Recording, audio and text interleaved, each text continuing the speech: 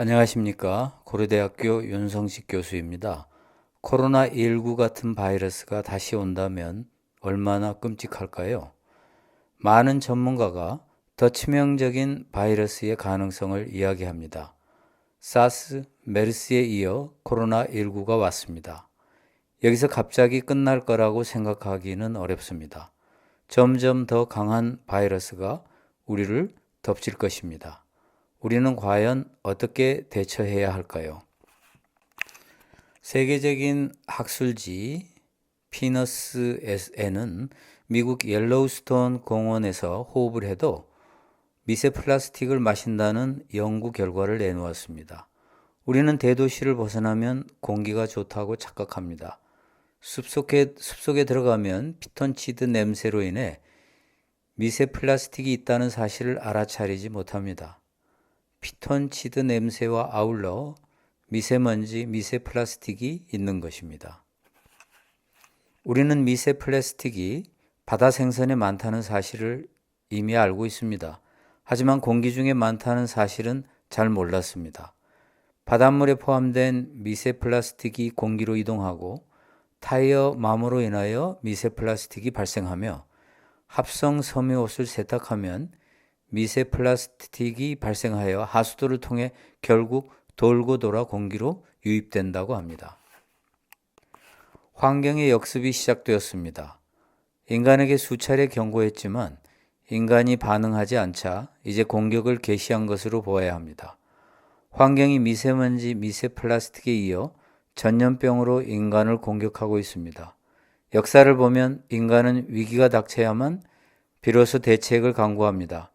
환경에 대한 경고가 오랫동안 학자와 환경운동가에 의해 제기되었지만 아직도 인간은 여기에 대해 결정적인 조치를 취하지 않고 있습니다. 트럼프 대통령의 미국은 파리 기후협약을 파기한 유일한 국가였습니다. 다행스럽게도 바이든 대통령이 다시 파리 기후협약에 복귀하였지만 세계 최강국인 미국 내에서도 기후협약을 비웃는 극우 세력이 득실거립니다. 최근에 전염병이 종 다양성 파괴와 상관 관련이 있을지도 모른다는 연구가 Frontiers in Veterinary Science라는 학술지에 게재되었습니다.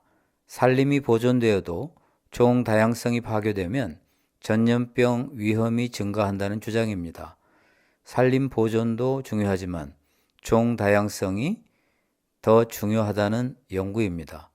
일부 동물이 멸종하는 것을 우리는 가만히 보고 있어서만 안 됩니다.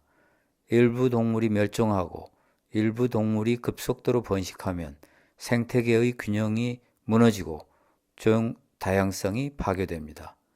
결국 인간에게도 전염병으로 위기가 닥친다는 경고는 우리가 새겨드려야 합니다. 이제는 우리의 생명을 위해서 자연을 보호해야 합니다.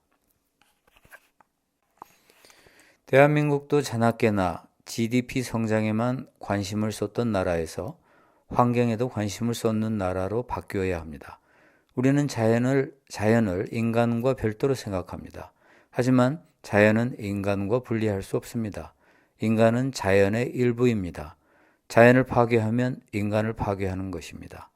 선진국이 되려면 자연에 대한 국민의 인식도 높아야 합니다. 누구나 자연을 소중하게 생각하는 나라에서 살고 싶지 않겠습니까? 그런 나라가 선진국입니다. 저는 고려대학교 윤성식 교수입니다. 백신으로 코로나19가 종료될 것 같지는 않지만 설사 종료된다고 하더라도 결코 과거로 다시 돌아갈 수는 없을 것입니다. 코로나19 잘 넘기시기 바랍니다.